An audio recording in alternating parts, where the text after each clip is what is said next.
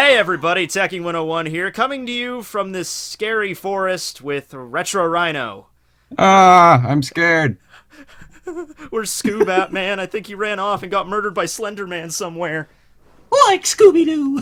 Where are you? That was a good one. I like that. People don't know I'm a huge Scooby-Doo fan. Like Really? I was in a stream once and I started rattling off all this Scooby-Doo trivia, like an insanely nerdy amount of trivia. And they're like, "Okay, well, I guess we know something else about Tekking now." Just what a thing to be well versed on. I don't know, man. Did you know on episode 320 Nah. of Scooby-Doo Get a Clue, they miscolored his collar? Fun fact, right, guys? Well, obviously, Get a Clue Scooby-Doo ended after episode 82, but I mean, like, Oh my god. I don't actually know that. I'm just really good at, like, the movies and the timeline of Scooby, because it's been around for, like, almost 50 years. Next year, it'll be 2019, 69 it started. But I'm just really good at, like, the timeline of the shows and movies and how everything lines up and all that stuff, and the voice actors and all that crap. It seems like you got a clue. I got a clue. But we're not here to talk about Scooby-Doo. We're here to talk about Asnod. Oh, shit! Scooby-Doo meets Asnod. Oh. I think that guy's pretty scary, so I don't know if Scooby would do very well with him. Yeah, that would be fun. No, Shaggy can go Ultra Instinct now. Don't you know that? Oh my god! Did you see that? I've seen that, and I was like, "Why is Scooby Doo like anime?"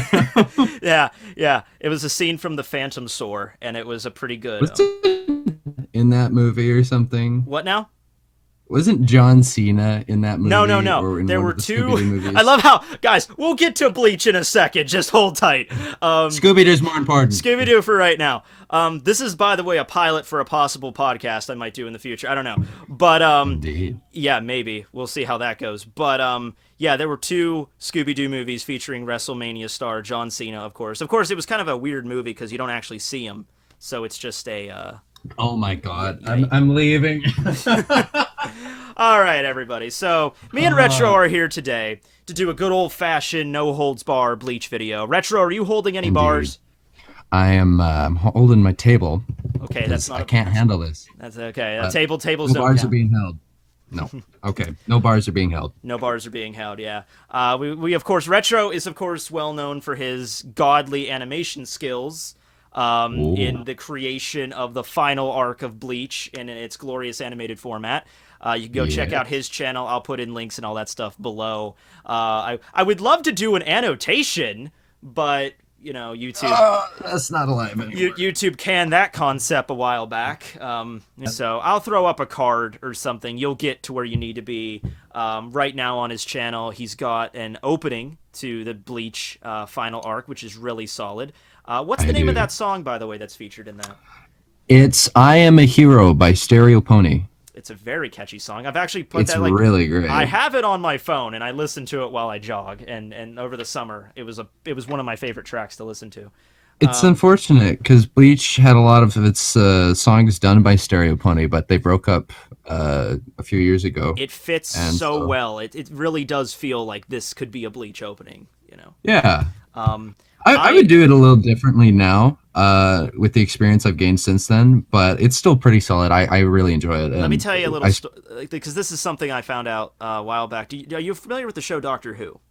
Yes. Okay. Well, I know of it. You don't need to. Yeah, you don't have to watch it. But I remember between seasons, like they were in between seasons, a fan on YouTube did their own intro for the new season, like what he thought it would be. The creative team from Doctor Who actually reached out to him to do like a bigger budget version of the same intro on. They loved it that much. So maybe TV Tokyo will reach out to you if they want to bring back the Bleach anime. It's like, hey man, we like this concept. That'd be.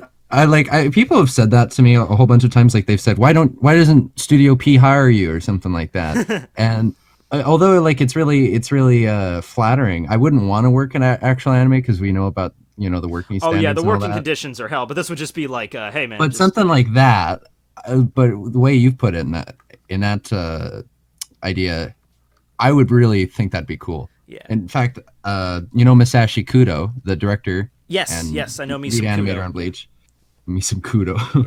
Yeah. He liked the opening on Twitter a few days ago, and I was like, oh, okay, well, I guess they know of it now. That's so beast that they that the people like will actually follow on Facebook or YouTube whenever that happens. It doesn't honestly even happen that much to me, but It's surreal. whenever someone big will comment, it's always a big deal.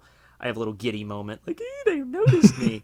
Senpai. Like the recent one that happened was, do you know that when they Screw Attack did their Naruto versus Ichigo crossover battle, Yeah.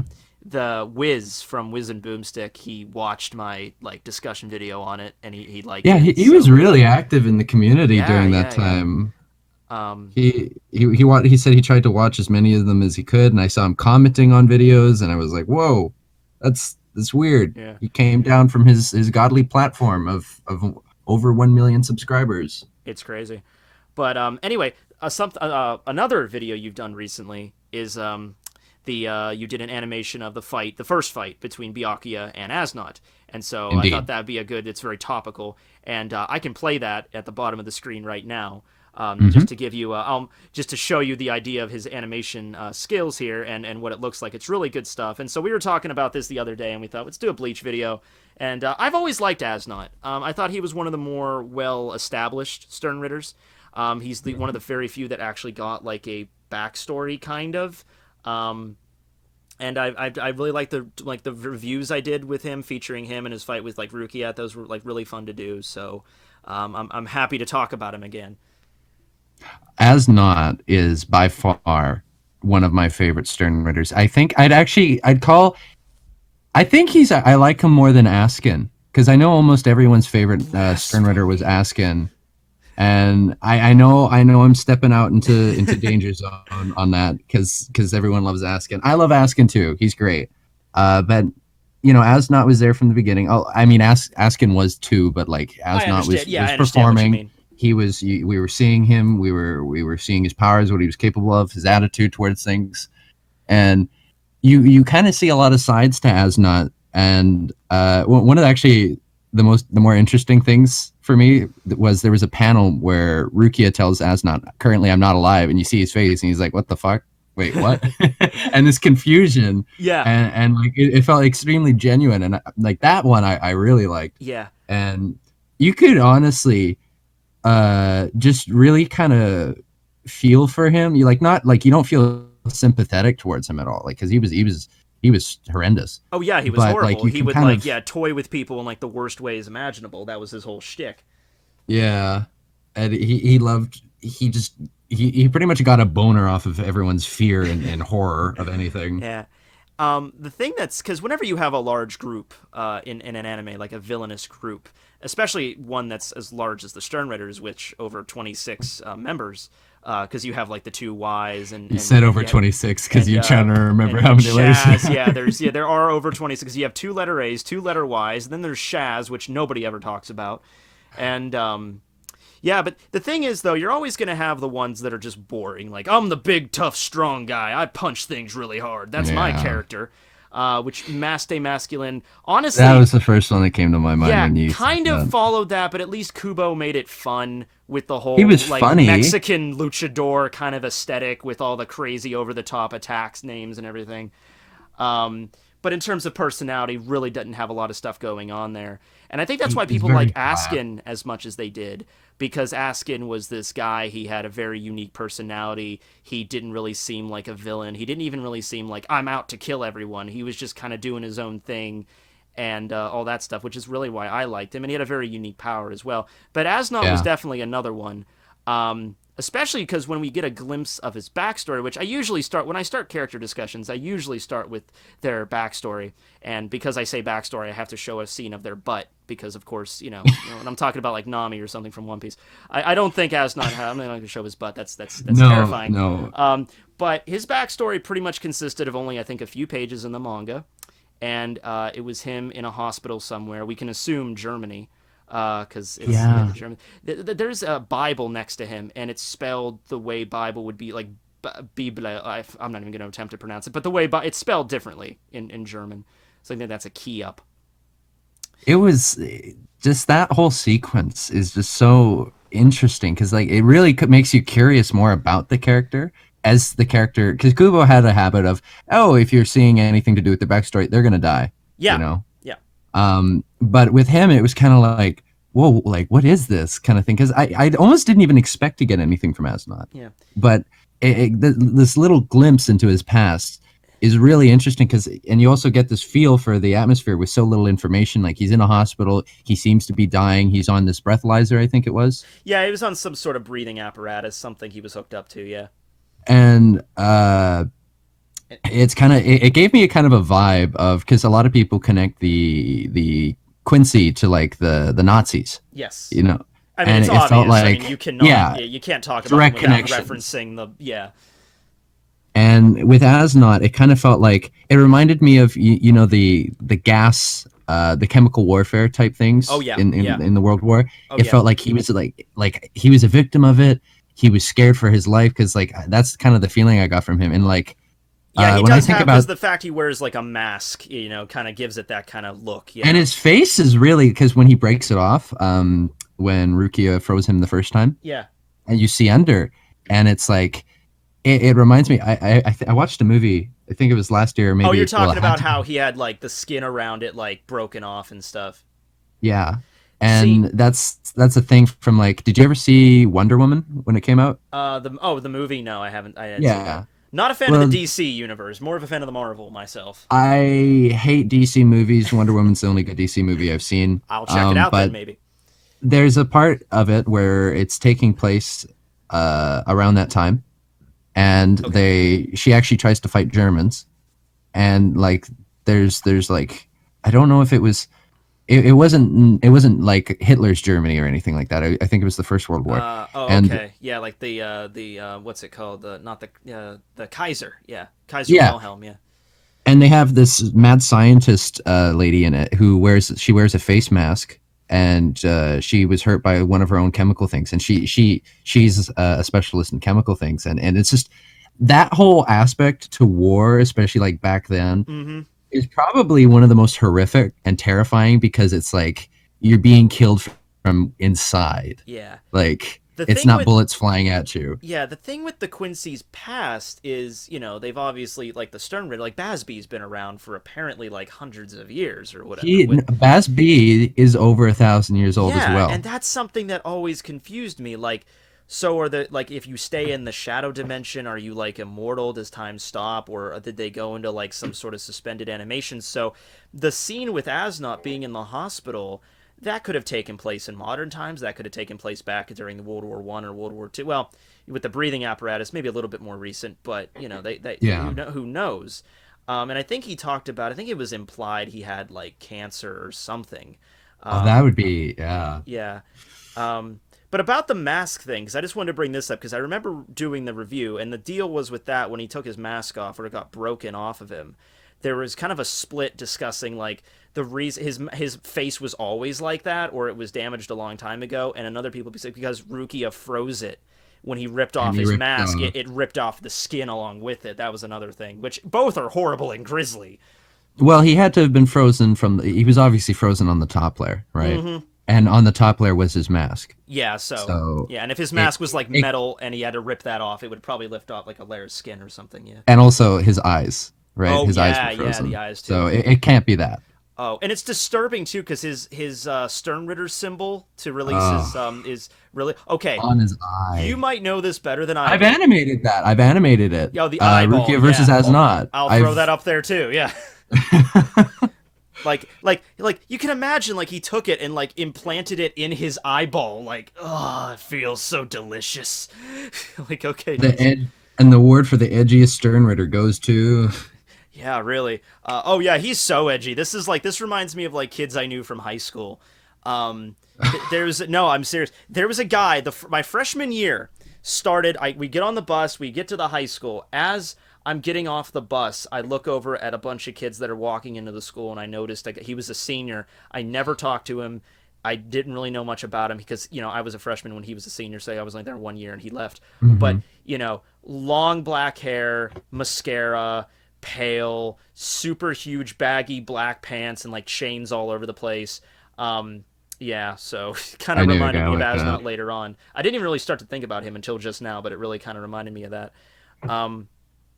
But what was I talking about? We're talking about his mask and Talking about them. Oh, and people's ideas. yeah, I was going to ask you because you animating it, and you're in charge of this project, and you're doing all the voiceover. You're not doing all the voiceover stuff, but you're getting people to do the voiceover stuff. How do you pronounce the release form of the Quincy's? Oh, That is I remember from Bleach. That was all I heard. Talking about his like something tartar. No, not even just the tartar for us. Like it starts with a V. You know what I'm talking? The volt stand. I always say volt standing. Oh, I've always. Yeah, I say volt standing too. And also the hardest one for me, the prison, Quincy. I've always said, I used to say, because I didn't want to say it the other way I thought it could be said, I would say Kegel. Kegel. I said Kegel for a long time, and people called me an idiot. And I like that. That sounds like a fucking, like a breakfast cereal. Try 100% iron in your Kegels. It sounds like some French bird. We see the rare Kegel over there next to the Eiffel Tower. They're roosting. But everyone corrected me, and I'm like, how do you say it? And they would tell me it's pronounced Kilgay or something like that. Kilgay. I always say Quilay. But that also kind of sounds, not so friendly. Yeah. And so I was like, I'm trying to figure out how it's pronounced. And there's a lot of names in the series, because I've done more than the Byakuya video in the opening. Like, we've worked on episodes and we tried to plan for things and working with the voice actors for it. I would get my friend, some of you may know him, Rayjii, who is German, and Rayjii, he animated. I'll put a link to his stuff there too. He's done an animation, not particularly for me, but he's done a Bleach animation before with Zangetsu and Ichigo during the final arc, and I featured that on my channel a few years back. So you can watch that video, and I can put a link to Rayjii's stuff too. Rayjii's a pretty cool guy. Rayjii's great. Yeah. And there's this one character, if you remember from when we first meet, you watch, which that's how I say his name. There's another name. I'm fine with it. I say Yuha, but because the way I look at it is not Oda. I knew that was gonna happen at one point. But I know Kubo likes to. He took it from like Yahweh, the Christian, the Judeo-Christian. Yeah. So it's like Yahweh, the two syllables, Yuha. So that's how I pronounce it. But you can pronounce it however you want. I really don't care. We could call him Big Mustache Man. Big Mustache Dude. Yeah, Papa Quincy. Yeah, Papa Quincy. Jesus Papa Quincy. Whatever you want to do. Yeah. But we meet Ivan or Ebern, whichever name you prefer, and we also meet. It was spelt Looters, and it was the guy that went and threatened Yamamoto. And I was like, all right, how do we pronounce this? And I looked it up, and I couldn't find anything. And I asked Rayjii, I'm like, how do you say this? And he tells me it's Ludas. Ludas. And I'm like, really? And he's like, yeah, it's like, I can't remember Looter's last name. It starts with an A. It's like Looter's Aglagrazo or something, which is interesting because that's Ivan's. Aaron, it's like I'm thinking Arigazo. Yeah. But they're so hard, and I'm like, all right, now here's the question: do we try and make the voice actors pronounce that now, or do we? Thing, and I have my volumes here. I have all my research material. I'll look it up, but. Here's what's interesting. Aren't they supposed to be Aron cars? Aren't they supposed to have Spanish names? So I guess the Quincy's renamed them.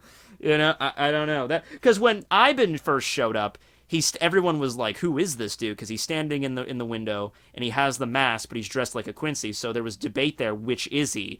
And then people are pointing out his name a lot, and it's like, I heard people saying it was like a Russian name because like Ivan, but turned out to be an Aron car. I think we don't even know how they turned the Aron car into Quincy. Like maybe there was a process of which way they were reborn, right? Because they have these powers. It was more just like they gave them like the weapons to summon Quincy abilities, but they didn't because the whole thing with Hollows is like they're like the toxic to Quincy's, right? And so it'd be a weird mix for sure. But then there's also the part where Ivan denounced his existence as a Iron Car when Ichigo asked him, are you an Iron Car? Which he is and was. Yeah, he is. They didn't change that, even if you look it up. But he doesn't recognize himself as one anymore. And I just looked up Ludas Frigen. Frigen. It was like, that's it. Yeah. So he sounds like some psychiatrist. Sounds like one of the like messed up like Nazi doctors or something. And it's so funny. I look at his design. How many times Kubo did the half normal hair, half normal. He does that a lot, actually. The dreaded, like the character reminds me from the Hellverse movie, Oh yeah, Kakudo. yeah, that dude. Yeah, I know who you're talking about. Yeah, they have the same hair. But it's also very good at Kubo's. My favorite thing about his stuff was his designs for characters. They were all Another very character that interesting. has the hair that like that, which I'm really upset that we didn't really get anything about. It's one of the Sternritter that Kenpachi just killed. It was Berenice Gabriele, because I Yeah, think that was actually a dude, if I was correct, because the gender on that person has been debated. a lot of people argued about that, and we looked it up because we were trying to get a voice for it, and actually multiple sources say different things. Yeah, Also, they say this different things for Giselle as well. That one's even more confusing. that one I feel like. I mean, Kubo set it up so much. I felt like he was supposed to go somewhere with that, just didn't have time or something, because it just goes nowhere. We never find out one way or the other. It's not really addressed again. I think Giselle was just trying to take the edgiest Sternritter role away from Asnot. I don't Maybe know. that could be it. Yeah. But Berenice, we confirmed was female, Okay. so we went with that. I know I think in the English, in the Viz release for English, it was they used male pronouns, but Really? I just like the concept of their power, and their design looked cool with the different colored hair, and we just never, never get to see Well, it. also Berenice or whatever sounds like a female name. It does. Well, Bernice would be the English Bernice, equivalent, Bernice, but I'm thinking, but the okay, niece, the niece part, yeah, is usually it's feminine. slightly different. But yeah, and the thing about Asnot, though, we were talking about the backstory. Getting back to that, Asnot was like one of the first big Sternritters to show up, because he was one of the ones that stole, the Bankai from like Byakuya, and Bambietta stole it from Sajin. So I thought that what Kubo was going to do, considering kind of like these are the major players in the army. They show up in the first invasion, steal the Bankais, show up in the second invasion, and this is when we find out a little bit more about them. Like, we're going to get a little bit more of a backstory. And that's, Asnot, we get the little backstory. Didn't really get it for Bambietta. We did get it for Basby. Who was the other one that stole the Bankai? It was Bambi, Asnot, and BG9. BG9. We don't find anything. We never even found out BG9 what the letter K stands for. So that... He was the only one that didn't try to use. Bambi didn't use the Bankai. It's funny because none of them, except for Kang Du and Asnot, tried to use the Bankais against the captains. Yeah, Basby didn't steal a Bankai, but he was like one of the more prominent ones. Yeah, but Kang Du, I forgot about Kang Du completely just now. Yeah, he stole Toshiro's. Yes. And he was a very serious fighter, but Asnot was the only one that actually grievously injured a captain. With the Bankai. Yeah. And it kind of makes you think. You were telling me this earlier. We did another discussion. We were talking about this when Asnot basically just pounds Byakuya into a wall. No double entendres there. With Senbon Zakura just proceeds to, and he does it more than once. He drills him into a wall, and he's like, "You still breathing?" Then just does it again and again. And he also blasted him before Byakuya even falls, which is where my animation starts. Yeah. He already had injured him like 3 or 4 times. And you pointed out to me there's a scene where he's in this wall, and you can't really see it too well in the manga because it's like darkened out, but he's missing an arm, Byakuya, and you could even see like parts of his like rib cage poking out. He was completely. A lot of people, because also some people get bad scans or books, that was always an issue. Into it. Yeah. And but when I looked at it, I kind of saw little bits, and I'm used to like really looking into things when doing in animation. There's cleanup work where you pretty much have to like really think about what is that out of like rough drawings or something like that. Mm-hmm. And I looked at it and I was like, his guts are exposed, like and like kind of coming out, and his ribs are exposed, and his arm's gone.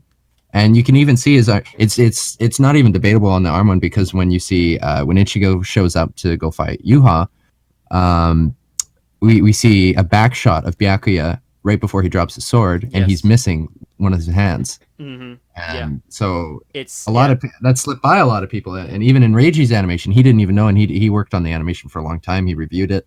He gave Byakuya his hand, and it's kind of crazy because like everyone knows that Byakuya got like Yeah, leveled. Where do you stand on that camp that Byakuya was originally slated to die in that 100%. Yeah. Byakuya was intended to It's kind of die. hard. People defend it, but it's kind of hard to look at it and say, like, what is your defense with this? Like, he gets his Bankai stolen, he got shredded into a wall, he's missing an arm, he gets gutted, his Senbon Zakura begins to break away. And then the way, it's not even like the way he survives is like Unohana shows up at the last minute and saves him or something like that. It's just some random guy that shows up from the stealth corps later and like, oh, by the way, Byakuya's alive, but barely.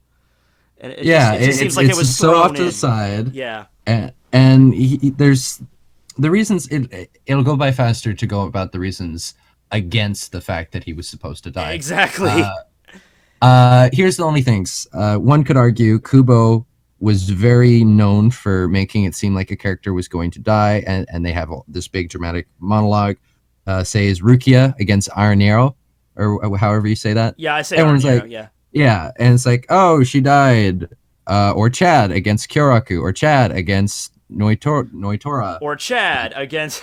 Chad, keep going Chad, for Chad for a while. Chad against the toaster in the morning. Just whatever it is, Chad's on the ground. We had a running joke when people used to try and bring up the shipping stuff or argue with us. They're like, "What's your favorite ship?" And I'm like, "Chad X Ground," dude, because they're very intimate. Ryan, you need to make an animation of Chad in the toaster.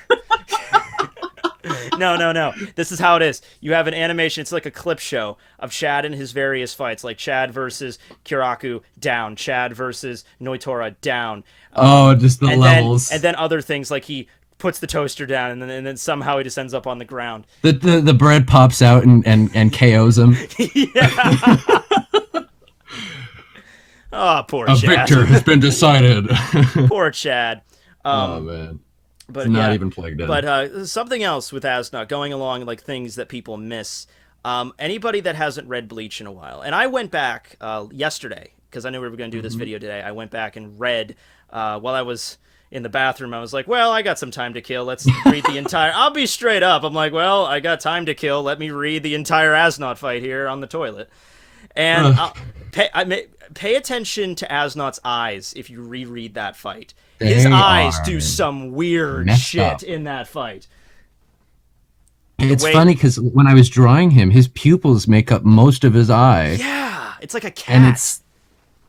And it's also kind of like how much, because also I know about what that usually means. It's like how much light is he letting in? Yeah. And so like, it's kind of like it's supposed to be creepy. Like you see like the emptiness and blackness to his soul because the eyes are the windows to the soul or whatever. Yeah, sometimes Kubo draws them as just these black circles that like really look scratchy around the edges. Sometimes he has a white pupil. Sometimes they're like one eye's looking to the left, the other eye's looking to the right. It's just weird shit with his eyes that you just notice.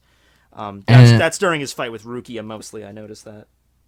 That's the other thing. Like back to the thing about was Byakuya supposed to die or not. Mm-hmm. You could easily argue Byakuya, although like Byakuya is actually my favorite character in Bleach currently. I enjoy it changes. him as well. It changes. Yes. It changes from time to time. It's also a thing that happens every time I animate a character. I like them more. Like I grow close to them. It feels. I wasn't a very big Rayjii fan before this animation. I can't thought say Rayjii I really was useless. a huge one either. No.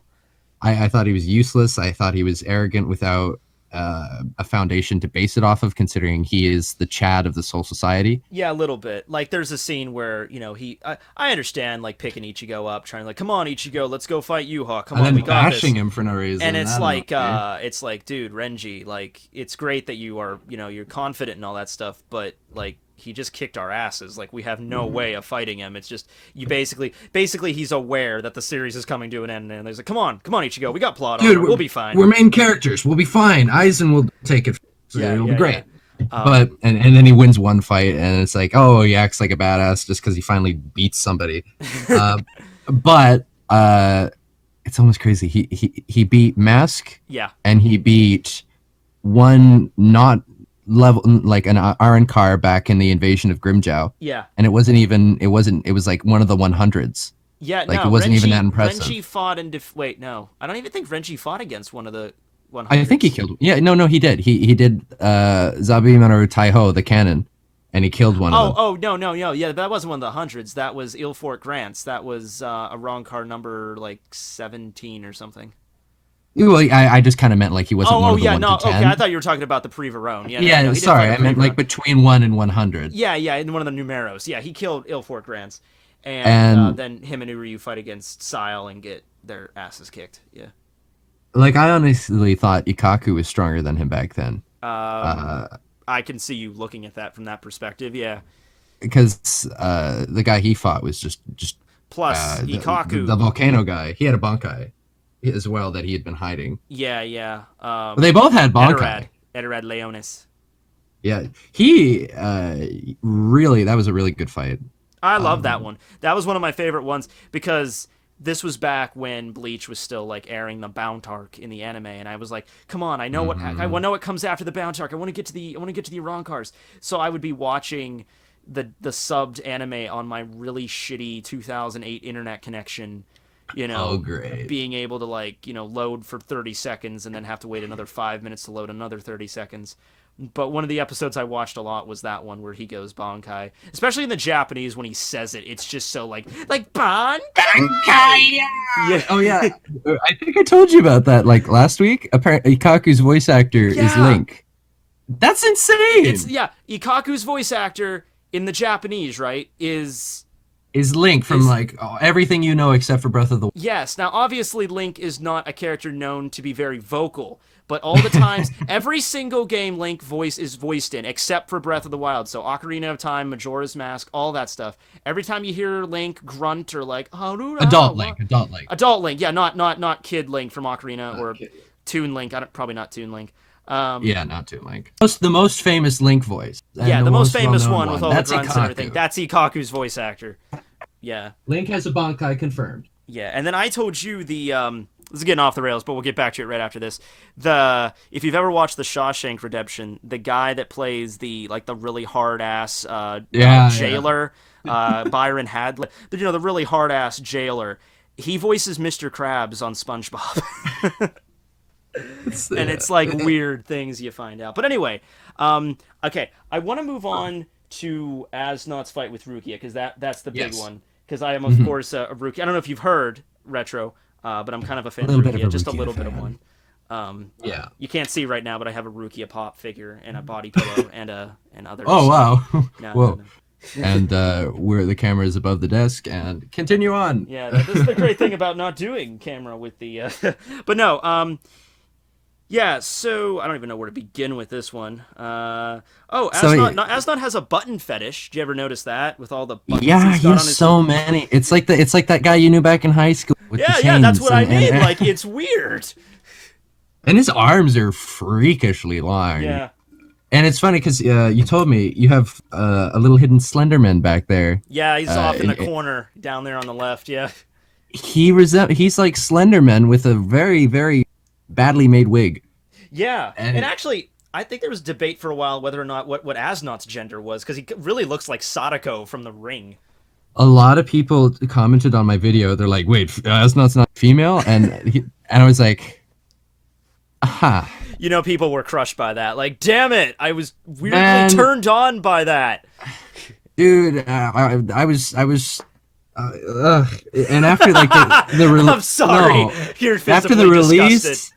and after the release, and I'm like, you wanted to what? Like, because when he gets mad at Byakuya after Byakuya comes to help Rukia, yeah, and he turns into that mush, and he starts like deforming himself, and he's dripping from his own eye, and it's like also Asnod was seen shirtless a few times because and so it's like. That's also not female because Kubo, although he did experiment with that with Masaki. He did. That was pushing it a little. That was, one of my, top 5 moments in Bleach, of course, but nah. I'm not that perverted, but it was kind of like that was the only time when I read a chapter and I had to do a review of it. That was like the only time I ever thought like, if I put this up on YouTube unedited, is this seriously going to get because this does age restricted, taken down? And I had I think a little skit where I was debating on how to do it or something. But I put Jigglypuff where her Jigglypuffs were. and I think that works out. Oh my god. But anyway, yeah, as not But is shirtless when he goes. he's so, and it's like he wouldn't have been able to get away with that for sure. No, no, no. And so Asnod is definitely a guy. Uh, Although he does have, like, he has long hair. He painted his nails black, edgy teen. Yeah. And he also, a lot of his speech, and you can look in, like, if you know Japanese, that in is the something manga. that is always difficult, because that's why I'm like always careful when like deciding to, like, this character's definitely male or definitely female, because what I'm usually reading is a translated version off the internet, and I don't know Japanese, and Japanese have all these different speech patterns depending on all these different honorifics and things, the way that females talk as opposed to a masculine way. They have words English that doesn't only have one gender that all will that use. much. Yeah, English doesn't have doesn't. that. Spanish does. I don't know if your French. Canadian English has that, but but yeah, so it's hard for me to. I can't tell. There's basically no way for me to determine that. We have, like, I almost regret it, because it's like, when doing this series, there's so many things that we looked at before, and we're like, oh my god, we have to figure this out. Is it this? What did this mean? This? What was this? What time of day is it? Because Kubo won't do backgrounds. We don't know. We have to decide. We have to be consistent. But then it also comes down to who's really going to notice, and also for the people who do notice, they'll be like, oh, I thought it was day, or by the way, it's day. Good animation. Like, a lot of people won't care. And on the gender of some characters, like Bernice, if we go, like, we don't have to decide, right? Yeah, because, like, we don't have to make them. She got off screened as well. Yeah, really. She really just had the one scene, and that was it. And so it's like you don't have to even really do anything. And also, like, it's kind of like, how much does it affect the story? Really, right? These little facts. That's what it comes down to. I wanted to ask you your opinion on something that I noticed about certain Sternritters, and that is with their Volt standings. Probably going to get a video about comment about that as well. But some of the Sternritters, when they go into their release form, all that happens is they get a halo and their wings. And the wings are like different, like Mininus is like hearts and Candace are like thunderbolts or whatever. But then you only have a select few that actually, like, as not included, and Mask is another where they have this crazy new form. And I'm like, what is the difference between that? And you'd figure maybe it's like ones are stronger or more important than others, but then you like, yeah, but Basby didn't have an over-the-top one, and it's like I expected Basby's to be like flaming phoenix wings or something, but they were just like two rods shooting out of him, and that was it. Yeah, so what are your thoughts on that? For me, it's kind of like, I wonder about it too, because you look at it, and I also think, because we saw Robert. Robert. When fighting Kyoraku, he brings out, he says blah blah blah something, I can't remember. Walk of God, Greeman. Walk of God, yes. Wow, jeez. I don't know. I blurred that at the end. I want to say Greeman well, but that's probably wrong. So I was just like Greeman. Greeman. I'm old. But bang. Yeah, I'm faster now. I can shoot you in the face. Boom. It was kind of bugging me now. But anyway, that was his full standing. I looked it up. Griminal. There you go. Griminal. And he moves really fast. Moves faster than Kyoraku, which is kind of a feat considering how strong Kyoraku is. And but he just gets the halo and the wings, and there's no crazy form. He doesn't turn into Clint Eastwood. Like, it's nothing. There's no real, Yeah, freaky. He gets a Rayjii AK-47 or anything like that. hey, BG9 had a freaking BG9 had a freaking minigun. That was just Kubo going like, screw it. I want to have a robot with a giant gun. And Grimmy, he's just like, I put too much into this sword thing. I don't get to draw anything else. Gremmy's fun thing was that he actually, Gremmy is interesting because he's the only, not the only Sternritter, but like the only Sternritter to fight like a major fight with a major character, Kenpachi, and he doesn't go into his release. Yeah. And you wonder, did he even have one? You wonder, because he was really just a brain. So and his powers were already like pretty self-explanatory and already overpowered to where it's like the Eisenbankai thing. It's like, what more do you need or want? yeah. You know? I whenever a character like that gets introduced, though, I kind of feel like because I didn't care for Gremmy very much, I don't like Remy, and but when we reviewed his fight, it was a pain in the ass. yeah, I didn't like it just because I hate when a character like that's introduced. Like, I am probably the strongest Sternritter. I'm like, no, you're probably not because we didn't. It's like, are we gonna do anything with this, or is it just gonna be a fight and you're dead? Oh, it's a fight and you're dead. Okay, so The second I saw Kenpachi show up to fight him, I'm like, all right, this guy's not even a thing anymore. The Like, whole because point- Kenpachi wins. yeah, the whole premise I think Kubo had with that is I'm gonna show. That Kenpachi can cut literally anything, be it lava, water, the vacuum of space and time. He's a gauge. He was a gauge for Kenpachi's awakened ability, and it was supposed to be the payoff for his stuff with Unohana. It's basically like Kubo, okay, I want Kenpachi to slice a meteor with his Shikai, but where's a meteor going to appear in the Bleach universe? Alright, I'll just have a kid that can manifest anything. And there's also kind of a thing part, like who with the Quincy, it seems like you kind of have to wonder, was there something behind it in which where they would be affected differently by different things? Did they get their powers different ways? Mhm. Obviously, all of them have, they all have powers given to them by Yuha. Yes. But also, like, you look at Lilibero. I don't know how to say that. Did I say that right? Lilibero, I don't know. So he gave his powers to Chicken Little, and Yeah. and he was like, I was the first Sternritter Yuha gave powers to. I'm like, I think he said he's the last one. I'm pretty sure he said. Oh, He was. I mean. Yeah. Of some significance. I thought he was like, because he had this big important thing. I actually have. Hold on. I think I actually have I'm the looking volume it where he up. says that right here. I am the last Quincy His Majesty granted power to. That's at least what it says in the Viz translation. As the first Quincy to have a shrift granted to him by Yuha, so he was the first. So this is an interesting mistranslation then. But it's funny because he's the X, so it's like he's like, all right, time to create a staff. Should I start from A or Z? X. Okay. Yeah. There's I don't want to touch Giselle. Yeah. We're not starting with Giselle. The Y twins are weird. So.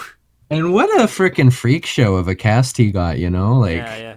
Some people have said that it's actually because I at least first thought that it's like Yuha happens upon these wayward Quincy's with no special powers. He gives them a script, and he actually, he's like, as Nodt, you will have the power of the fear. Other people think it's like, all right, I'm going to bestow you this script, and whatever powers you awaken is because of your own personality or your own desires or anything like that. Because Asnot was obviously all about fear. I'm going to die. I'm in this hospital bed. Everything hurts. I'm going to die. Is there an afterlife? Is there heaven? Is there a God? Oh my God, I don't know. Hey, mustache guy, what do you want? Are you the devil? No. It's me, Mario. Oh my God. Yuha just trolls he walks into the hospital. He's like, sir, where are you going? It's like, I have to get to the pizza pie. I mean, I'm gonna help the guy, visitor. Oh my God. But anyway, yeah. We're gonna have a revolution. You want to come? Yeah, having a revolution. You want to join up? You freaky Sadako looking dude. But like with a lot of them, like the point I was making with it is how OP Barrow is compared to some of the other Sternritter. Oh yeah, major. Like let's fit him against Candace, right? Well, Candace gets fucked. Candace gets fucked like horribly. Like, yeah. Not even in that way. We're not even talking about that. No, she just gets bodied. Not even in that way. She gets wrecked. Not even in that way. There's too many sexual innuendos. She was defeated. Oh. Not even that. Oh. But anyway, yeah, because let's rattle off all the stuff. Did he do that on purpose? Like what?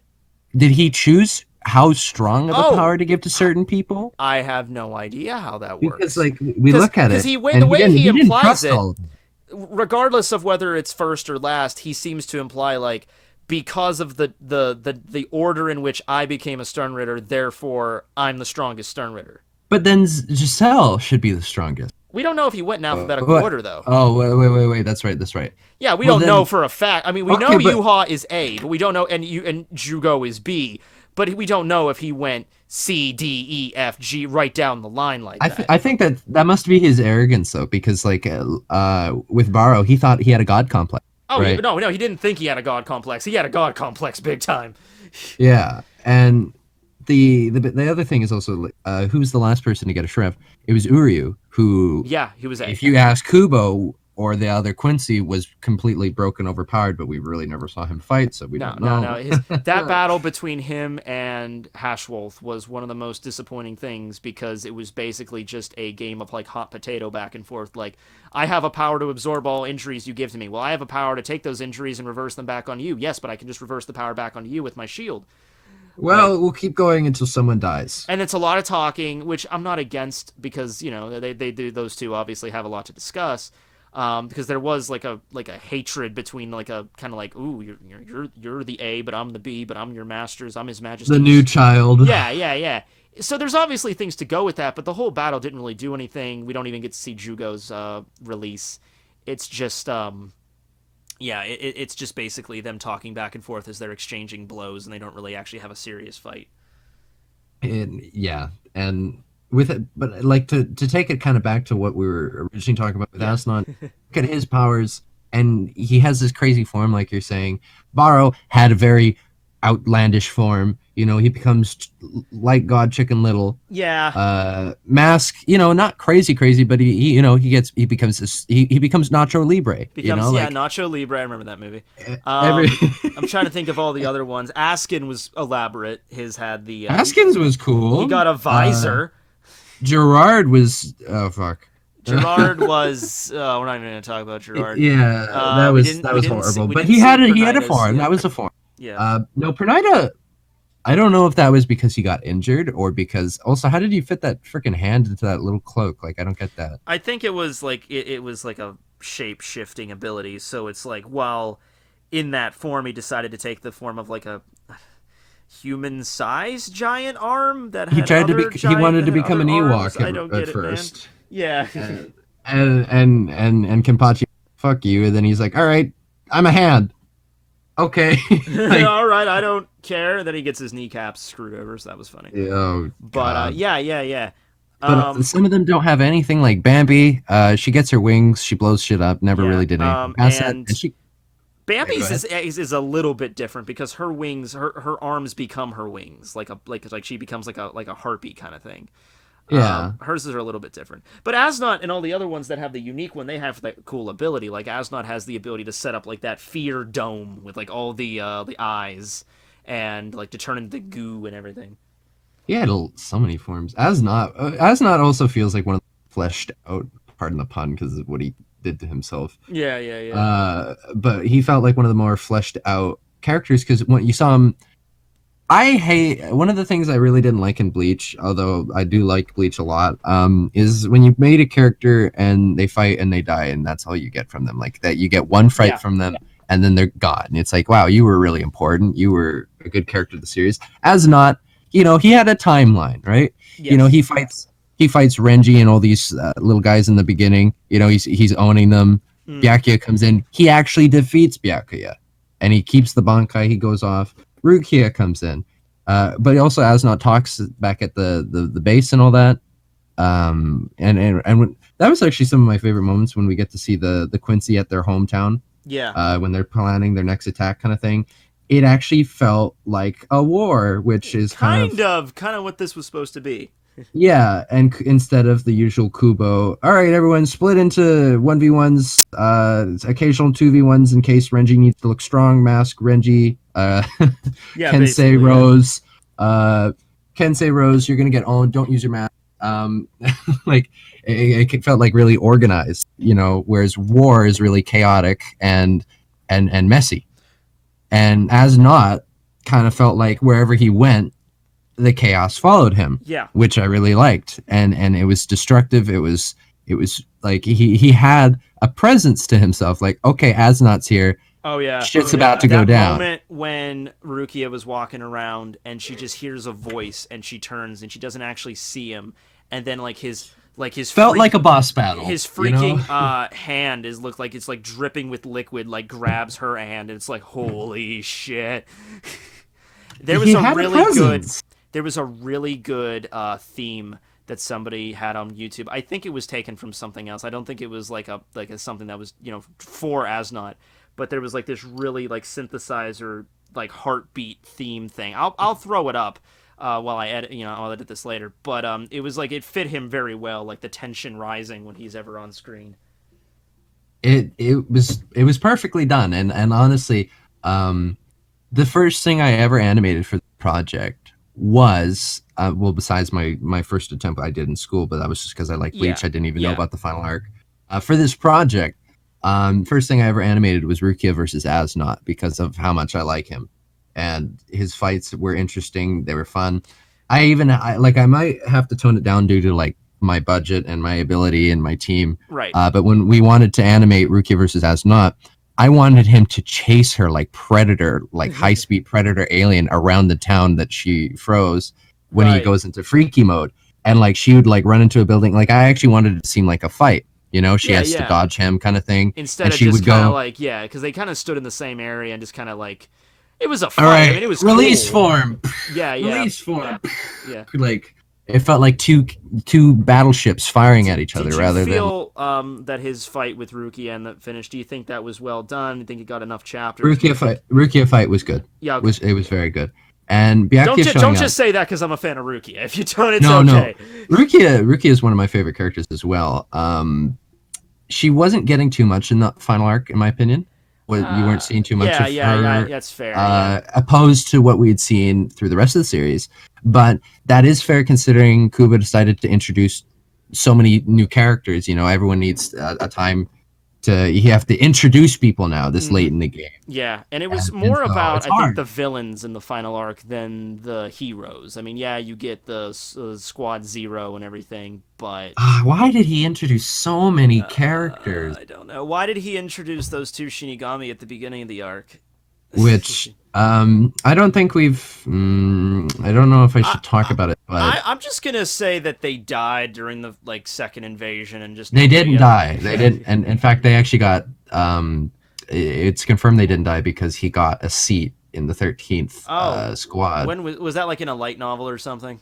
I think so. Because I'm pretty sure that was never referenced in the manga. He becomes. He's part of the 13th division, Probably. But I know they survive. Oh, okay. Well, that's good for them. Good job, Ryunosuke. Good job, Shino. You did literally nothing, defeated nothing, and you were a cock tease to everyone. It was a long, yeah. The beginning of that arc, people thought like Ryunosuke, because there was a cover page with Ichigo and Ryunosuke, and we thought like, oh, is Ichigo gonna take like an intern, like teach him the ways or whatever? Which I'm actually I'm glad they did go that route because I probably would. Liked it that much. They could have. Okay, look, if it wasn't made into like a big point, if it was like a moment where like Ichigo and Ryunosuke were in a fight and Ryunosuke has to like try and he fails and Ichigo saves him or something, and it's like a one-time thing. All right, that's some character development. I could at least understand. Like, okay, you put them in the series for a reason, but as it stands right now, it's like there was no reason for these guys. I think it was just a way for them to hear about the Chojuro thing. Yeah, maybe. Yeah. I can't think of any other reason why they would do that. Because we actually, we thought we have our plan for that because we're trying to condense things to make the project more manageable. You got to condense so much to But there's a few things I'm not allowed to say. So understandable. For the characters, Asnot versus Rukia and Byakuya showed up kind of goes along again with what we were saying before about Byakuya's death. Was it going to happen? Byakuya didn't really do anything after that point. In fact, the Rukia versus Asnot fight, I can assure you, you can tell the ones that he planned out ahead of time. Yeah. That was one of them, and it was edited to include Byakuya because that was probably supposed to be Rukia avenging Byakuya. Right. Or another way I looked at it is maybe she saw like a vision of Byakuya like telling her to stand up and fight, and that's all that was going to be. It was going to be a straight up one-on-one fight with her. Because all Byakuya does is shows up. And he breaks the fear ball. And even because that was, I think, where that chapter ended, and then there was a debate that week. I remember about people like that's not really Byakuya, that's just Rukia's vision of him. It turns out to be actually him. and he kind of like slaps around Asnot a little bit. He uses Senbon Sakura like, oh, I've never known I've had such a cool sword before. I had to train with it. But after that, it was pretty much just, I'll leave Rukia to finish you off. Kubo, like, I would have preferred, because like I said, Bianca's one of my favorite characters. I had because as you know, with the series and the project, we planned to change up a little things, do a little bit more, just like not like it to the point where we actually change the arc at all, but like we go, maybe this would be a little bit better, or people would like to see this a bit more. This is something people really wanted to see without heading into the fanfic zone. With Byakuya, if he were to survive, I'm not going to say whether we kill him or not, because we just did that animation. But if we were to keep him alive, or if we were to kill him, we would make it more dramatic. So if he were to die, we would have a big, personal conflict with Rayjii because he failed, right? Rather than, oh, he lived. Okay. Right. I failed again. I'm Rayjii. Haha, nice to meet you. I just added on his name tag at this point. Hi, I'm Rayjii. I will fail you. Oh, okay. I'm sorry. Well, you might be a cool friend, but I'm not going to rely on you for anything in the future. But with him being alive and stuff, like he learned more about his sword, and also you kind of saw it with Asnot using his Bankai. Definitely the most brutal anything in Bleach was Asnot fucking up Byakuya. Oh yeah. And it really did seem like Kubo was like, we're gonna start this arc off with like one of the captains just getting wrecked. We're gonna show that these new guys are different from the Espada. They're different from every villain you fought up to this point. These guys are strong and they get shit done. Besides Yama, what other captain bit it? None that I'm thinking of. Unohana, but that wasn't because of the Sternritter. That wasn't like that was because they needed Kenpachi to get stronger. To get stronger. I actually hate that fight. Rose got a star punched in him, but he survived. And Kensei became a zombie, and Rose became a zombie, and Matsumoto became a zombie, and Matsumoto just drops off. Like she was. She did nothing. You noticed this reading through the series, like, and analyzing it to do reviews, like I did and stuff.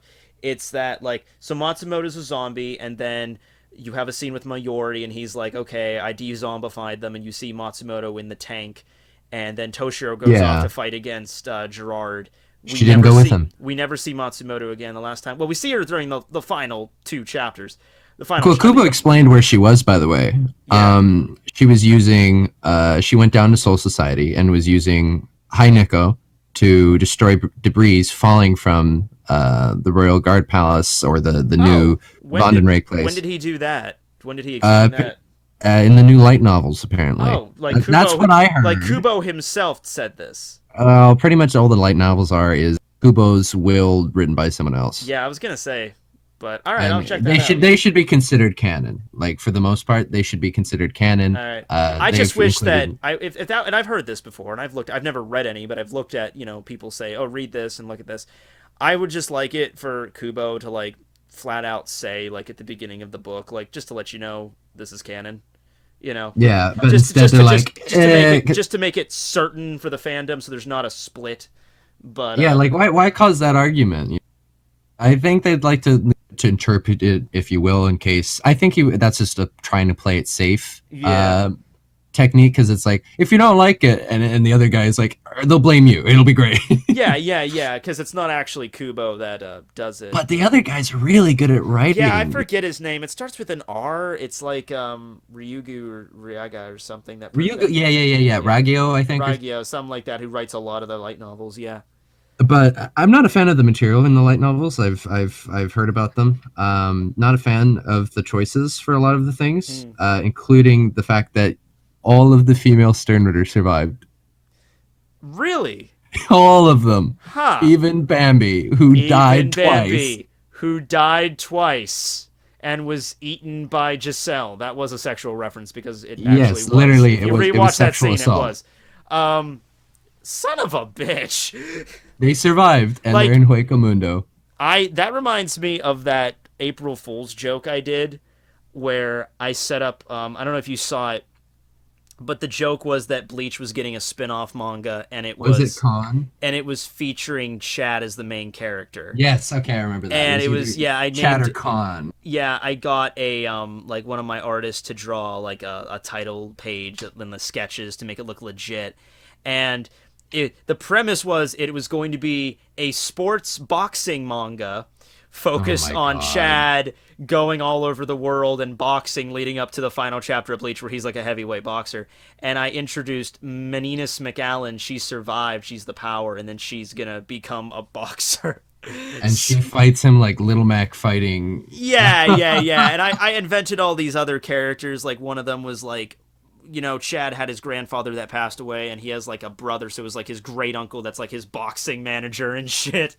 It was was a lot of fun to create that. But I'm like, yeah, let's bring back one of the Sterners that nobody cared about. Let's make her a character. Hold on. Let me see if I can. I think I have it. But we used to, when we first started the project, we wrote up a bunch of one-off little things.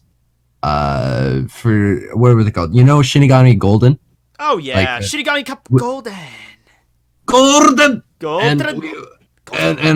We wrote. I think I wrote like 23 by myself of them, and they were like really funny. Some of them were cute, like really lighthearted, just getting the Bleach vibe back. Like the first one that comes to mind was things that they did after they graduated and before Chad got into the. I think I actually changed him getting into the boxing thing because I had like my conflict with that back then. Yeah. And I made him become a firefighter, and he would like carry 5 people out on like one arm or something like that. That sounds badass. Yeah. The thing with the boxing thing is we all know Chad's a tough guy, but I think outside of like a few cover pages, we've never seen him. Like he's never had an interest in that. Like the whole Ryu doctor thing was at least foreshadowed a little bit. Yeah. A lot of people argued against that, but honestly, Kubo did put it in there. Like with his dad, when he figured out what his dad was really doing, he was like, "All right," and he fixed his relationship. The thing was with that, like 20 chapters before the end of the series, I think we had a flashback between Ichigo to Ryu, and Ichigo's like, "Why don't you want to be a doctor like your dad?" So that was right before the end of the series, but it was established before that because we all knew Ryukin was he was a surgeon. But yeah, Ryukin was a surgeon. We knew about that, so it made sense that perhaps Ryu would pick up that follow profession. in the footsteps and the relationship between them. They had strife for all the time. Like it was honestly, Kubo ran out of time. He probably would have put it in a little bit better rather than hey, you remember that one time? Oh my god, Ryan, I just realized something that really hurts my brain. I just realized this now. What? We don't know like what Ichigo is like, what his job is or what he does at the end of the series. In the light novels. Damn it! Of course, the light novel. But God, I just got that. Like we don't know if he's running the clinic. We don't know if he's. But there is one thing. There is one thing. That it didn't say. What? Ishin's just 100% AWOL. You have no idea what happened. Son of a bit. Okay. So here's what happened. All right, here's what happened. After Ryukin and Isshin went to the Varvelt to give Ryu that arrow. Why did Isshin even go? Why did Isshin even go? Better question, why did Ryukin dust off the old Quincy robe? You got all, that thing must be a pain in the ass to zip up and button and everything. He did all that just to make one trip. And anyway, so they both fucked off. Ish does they're fashionable. Okay? They both went and fucked off to a bar somewhere, got really wicked toasted, and I guess they just decided to leave after that. I don't know. Maybe Isshin went to look for another. Find another mistake. Well, Ichigo he's a man now. He can take care of Karin and Yuzu. What if they made something really sad, like he didn't want to live at home anymore because Orihime reminded him too much of his own life? That would be horrible. But yeah, he just disappears. We don't see him in the final chapter, not in the life novels, huh? That's. Yeah, but Ichigo is a university student. Okay, that's something. And he's freeloading. Wait. He's like 27 by the end of the... He's freeloading. And from what I've heard, and Orihime was supposed to do it, but she didn't have the money for it, so she dropped out. That's dark. That's really real life situation. Like but it's also like Ichigo doesn't help her with the money at all. Like they're not... What? Like what the fuck? They're married. They have kids. Really does seem like a real life couple that gets married out, like the high school sweethearts. I love you so much. I love you too. 1 year after high school, they get married, have a kid, and they just end up freeloading off their parents, and it's just like... We had to move back. The most horrible statement I've ever friends, and where I feel so bad for them. I had to move back in with my parents because it's just like I feel that like that failed attempt, and it's like it's like you trying to fly out of the nest, you literally crash, and you have to go back and be like, "Can I come back and live with you?" Like, yeah, my big leap of faith failed. Like, oh, yeah, but that's life. But that's weird that it's incorporated in such a real way in Bleach. That's the writing like of the dude though, like, and he does. One of the most interesting things, like there's a lot of gripes I have with the ending of Bleach. Right. Like you don't say, Ryan. You don't say. And my opinions on things have changed so much since the beginning of this project. I've changed my views on a lot of things. A lot of things I also just stopped caring about because I became a tire hole. Right, yeah. But the one of the things I really liked is I at first hated Kira's revival, but it becomes. Yeah, I hated it. It was stupid. But I like it now because in the light novels, it's so dark. Like his existence now, you get to hear from him. He gets invited to Renji's wedding and all that. And what was it? He like leaks he leaks this bodily fluid from his body. Sometimes like he's in agony. He hates his life, and he just works in the training academy with Rayjii, and he just his existence is pain, and he keeps a diary on a computer and stuff. Where did you read this at? Because I don't know if the light novels are translated. Like not officially translated. Like I can't go to the store and buy one. Probably. Little disclosure. If I got any of these things wrong, apologize. I wasn't lying. I'm just interested because I kind of want to read this now. I want to read the suffering that is Izuru Kira. I heard a lot of it from James, and I heard a lot of it from. I have a few Japanese friends, and I speak a little myself. All right. And so we would look at the books, and we would be like, all right, what's going on here? And we try and translate them ourselves, and sometimes we got things wrong. Nihongo hanasemasu ka? Wakarimasen, sumimasen. Hi. Hi, my name's Rayjii. I do nothing. Welcome to Walmart. I can say a few things in Japanese. Like Eigo no hanasemasu ka is do you speak English, which is like the first thing I would probably say to everybody in Japan. But like watashi wa Mato desu would be like how to my name is Matt or whatever. But that's all I know, like basic shit. I used to because I learned a little bit when I was in high school, and we used to, because I was doing animating back then too, and I remember like watashi no shimi wa e o kakimasu, which is like my hobby is drawing. Right. And then I tried to get it to animation, and I hated saying English words while I was speaking Japanese because then it'd be like, oh yeah, you don't sound Japanese at all. It sounds really awkward. Yeah, because there's that thing with like L's and R's too. We kind of lucked out. My university didn't have a strict like Japanese course or anything, but we had our anime club, which I was the president of. And, oh my god! I was the second generation president. Manga Girl was the first generation president. She actually helped found it. It all leads back to her. Anyway, the advisor. Where's the anime club? I found it. The advisor of the club was an English teacher at the university, and she went to Japan and spent a lot of time there teaching, and so she knew Japanese. So that was actually really cool that we had someone like that, and she helped me out with some, like, if I ever had a question on like how to pronounce something Japanese, she would explain that to me. So that was pretty cool. Oh, that's really. I kind of like stuff like that because it's also.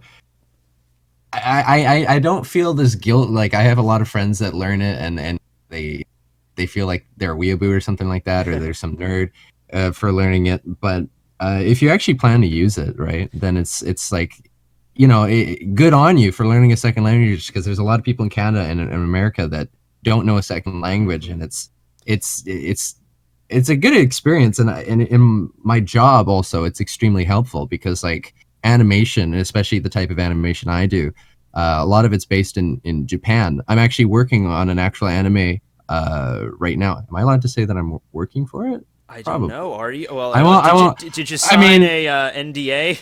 I did not. Okay, then anyway, you are fair and free, my friend. I am currently animating for an anime. It's a Chinese-Japanese anime called To Be Hero. I'm doing it on the side. And you know, some of the descriptions or storyboards we get kind of thing is in Japanese, and they try and translate it for us, but they do kind of a bad job. Right. Yeah. But if you have a bit of it and you can read it, you know, if you actually can read what they're saying, you get the full meaning, right? Because they can try and say it in English, but they might say the wrong words. Right. They won't say it properly. You can get like the difference between, like, you can say the same thing so many different ways and interpret it different ways depending on how you say it. So it's really, really helpful. Or in English? No, just in English. Oh, in that's true. In any language. Yeah, any language. But if you can read it as the source, because there's not an equivalent. People think that there's an equivalent for every word in English. There's an equivalent in Japanese. There isn't. That's one of the problems. One of the biggest problems I think I have with, because whenever you learn another language, the way that you're going to be taught that language in school, or if you buy like a Rosetta Stone kind of thing, they're going to teach you like a very polite, very official, strict way of doing it. It doesn't not really, sometimes kind of stuck up. I was watching a Japanese, she teaches in Japan, and she like made vlogs and stuff, and she was telling a story about how she went to the hospital, and in that situation it's kind of like she was allergic to salt, so she couldn't have any medicine with salt, and you can't just tell the doctor like in a very polite way that you would learn in school, because that's basically just like, oh, you know, just letting you know. No, you got to tell them like, you gave me salt. I am going to have an allergic reaction. I am going to sue your ass. You know, you got to, because she did end up getting salt in her medication. She had to learn how to actually say the words in a very, you know, in the way that a Japanese person would if they made a mistake. Way. Like I prefer no salt. They could take it that way. Or something.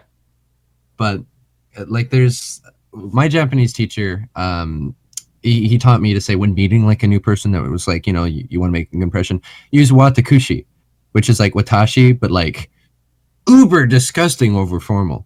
Like, ooh, watakushi, that sounds fun. It's like, it was like, I think that's how you say it. It's like watakushi wa, like watakushi wa, or it was something like that. It's like watakushi. Watashi wa is just the typical standard. Yeah, you know, like, that's casual. You can use it casually. Yeah. Like there's an extended form of it that I can't remember. It's been years. Yeah, there's so many different ways you can do it. Yeah. It's just really. I saw a thing like just the concept of saying your name. There's a casual, there's formal, there's informal. There's if you're meeting like a really important person, that's someone that's like much higher social standing than you. There's a very particular way to do it that way. Yeah, like if I was meeting the emperor of Japan or something, I wouldn't just say, you know, watashi wa. They actually, for me, it's easy because they work the same way Canada. Well, not in politics completely, but they have a prime minister. I'm pretty sure. Yeah, like the emperor's still a thing though. They just have a prime minister. Yeah. But like you can also just like if it's casual, like, hey, nice to meet you. Like, what's your name? And you don't have to be like watashi wa Ryan White does this. You can just like put your hand to yourself and just be like Ryan this. Like, yeah, it's Ryan. Like. It's also fun when I see that on the opposite side. I see like in an anime, someone saying English, and it's a very like, what was the one I saw recently? I saw an anime recently where it was. You ever watch Inuyashiki? Okay, and I know what you're talking about. There was a scene in it with Trump. Trump was giving a news report, and obviously it's in Japan, so they had an English dude say the lines in English, and they had like a Japanese announcer cover it up, so you couldn't make it out all too clearly. But the guy, you could at least tell the guy was trying to do a Trump, like the way he speaks. Yeah, it wasn't so funny. It wasn't a bland like, I am President Trump here in the United States. Now he's like, you know, he actually tried to speak like Trump. He kind of did a shitty job, but it was still, the effort was noted. Watashi wa President desu. Welcome everybody. That's great. I can't do a good Trump. I try, but I fail. Konnichiwa Nihon Gojins. God damn it, you're gonna kill me. Yeah, this is no longer. We're in the wrap up stage at this point. This is not long about Asnot, but yeah, that's great. Okay, enjoy Nukazotan. I'm out. He's such an interesting guy to just watch, you know. It's almost like it's really fascinating. It's like watching it. It's like watching a fish like slam in the side of a fish tank like a bunch of times, and you're like, Why is it doing that? And yet somehow the fish is given not supreme power. We're not a dictatorship, but but everyone's like bowing down to the fish. Yeah, the fish is like incredible. Like, oh my god. I think the fish is missing an eye. Actually, should we help it?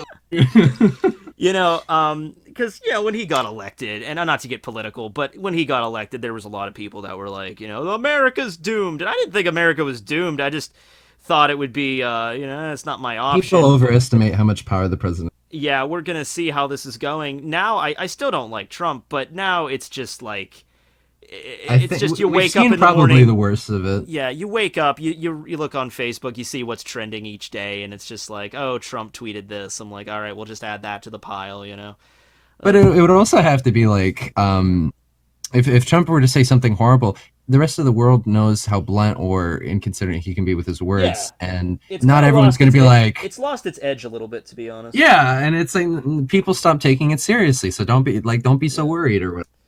But we say this as I wake up tomorrow, like so as not. Anyway, do you have anything else you want to say for that? Because we've probably gone on longer than half an hour, which is what I originally intended, but it's fine. Yeah, it's cool. I actually might label this more as just I'll put like the whole Asna thing in the discussion, but we talked about so much other stuff, so I'm gonna put maybe like I'll word it as like Bleach. There's one thing I'd like to, if I can ask your audience to do something. Yeah, sure. The floor is yours. Go ahead.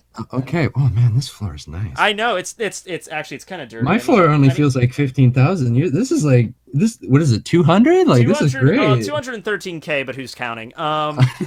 Anyway, yeah, this floor is made out of not quite gold, but like what's that?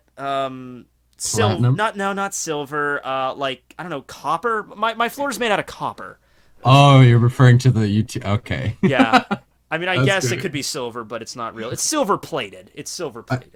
I got the plastic one last week. But the I wish there was another one before that, but anyway, go ahead. It's just be a slap to the face, to be honest. Like it's 100K, a million, 10 million, and then 50 million, and that's it. They had to make the 51. They had to make the 50 mil. I don't know if there's ever going to be anybody else to get the 50 mil, but the 50 mil one was just a ruby statue in the shape of PewDiePie's. So I guess if you hit 50 million, would they give you a Brofist too? They give you either a Brofist, maybe the PewDiePie award, or they make it in, because like PewDiePie's logo is very specific. You can make a statue out of that. Like you couldn't make it. Like you could. It'd be very hard to make a statue out of my YouTube logo because it's like my face, but it's like animated. Maybe they'd give you like a One Piece hat or something like that. But maybe okay. Anyway, go ahead. Sorry. Anyway, so if anyone's interested, I'd love to hear. For those of you that are still interested in Bleach or like Bleach, go into the comments, and I want to see what people would be interested in terms of hype moments or fights to animate next. Because obviously we're working on episodes, but. This Byakuya versus Asnot thing was like out of order, not like wrong, but like we broke the order of events like for animating. Because it's really nice to take a break from the usual thing, because sometimes the episodes aren't always fun. You don't want to get burned out. Right, and it's like I want to animate one of the exciting moments or fights, and it's also healthy for the channel as well, because like, hey, do you want to see this episode where they talk about something you don't care about for 10 minutes, or like, do you want to see friggin' you watch fight Yamamoto? Like what's your guys' favorite moments you'd like to see animated? Say that in the comments, upvote the ones you like or whatever. I don't know how you do your things here, Matt. But yeah, it's fine. You guys, I'll put descriptions and stuff to that below, and you people can comment about what what stuff you would like to see Ryan animate in the future. It's all that good stuff is there. We're pretty loose. Like, there's people may think like after you gain a certain number of subs, you have like an air of professional. You start having an air of professional about you. The way I look at it with professionalism is I choose not to make videos about every stupid thing that happens with people on YouTube. That's my air of professionalism. Yeah. I feel my most successful update video, because like I don't script, like obviously my animations are different from my me videos. The most I'll do is add bullet points notes to talk about, but I never script anything now. Like I ad lib a lot when I do most things, but with my scripting I do it to organize my thoughts, because sometimes I get off track, like we did in this video. Yeah, but, it's cool. We'll see how people respond. But my most popular update video, it's got like 60 something thousand views, and the rest have like 1,000, 2,000.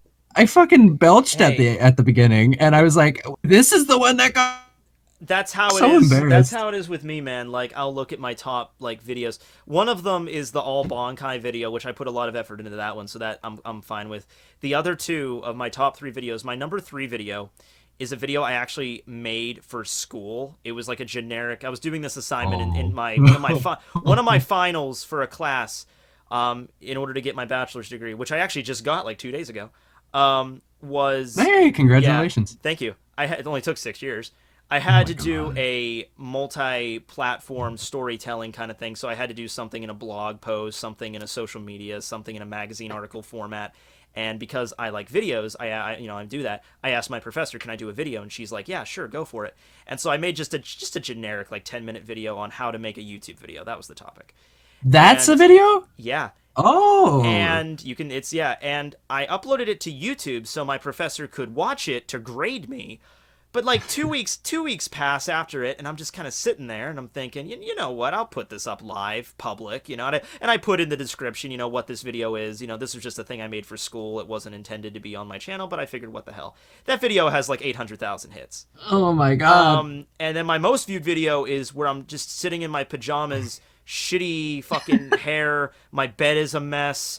I didn't really think about it very much. My camera is even kind of shitty at this point. It was my old webcam, and I'm just talking about Blast from One Punch Man, and that Yeah. was like it. And it got over And that's like one of the two least million things hits you've now. talked about. Yeah. Like And, you're like Bleach and One Piece for the majority of it, and then this One Punch Man random one. You're like, this I'll is tell the you. I'll one. tell you what though, man.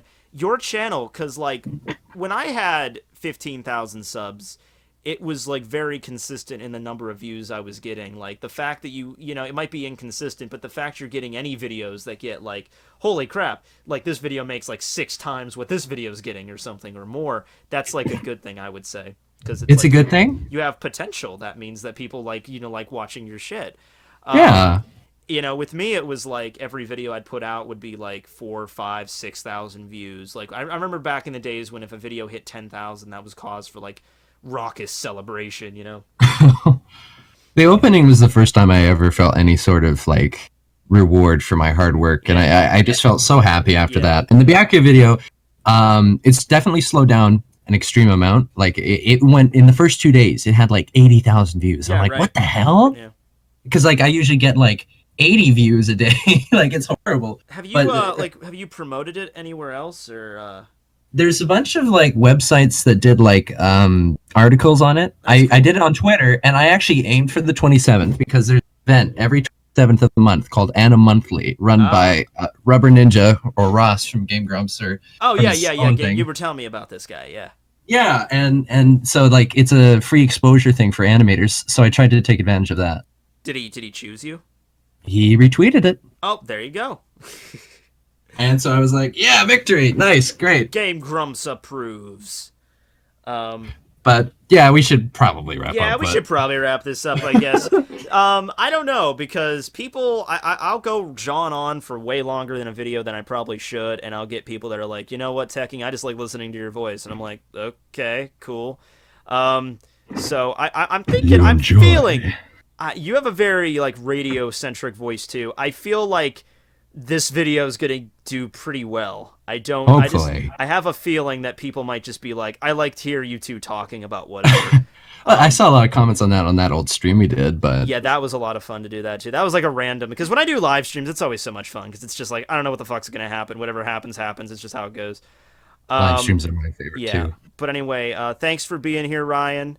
And remember to check out his channel, everybody. Card up in the corner there next to Ryan's animated head. And yeah, I threw out the idea of a podcast at the beginning. Let me just say, like, that's not even in its beginning stages. It's just something I thought of. I would love to do a podcast. If it was going to be a podcast, I would be like a monthly kind of thing just because of my time and my schedule and all that. Yeah. But Ryan would definitely be up to be like maybe, I don't know if host or guest host because I have no idea yet. But let me know. I guess let me know what you think about that too, and we'll see. We'll maybe work something out. Okay, but anyway, thanks for watching, everybody. Thanks, Ryan. For Thank being you. here. Yeah. No problem. All right. Have a good night, everybody. Signing out. Bye-bye.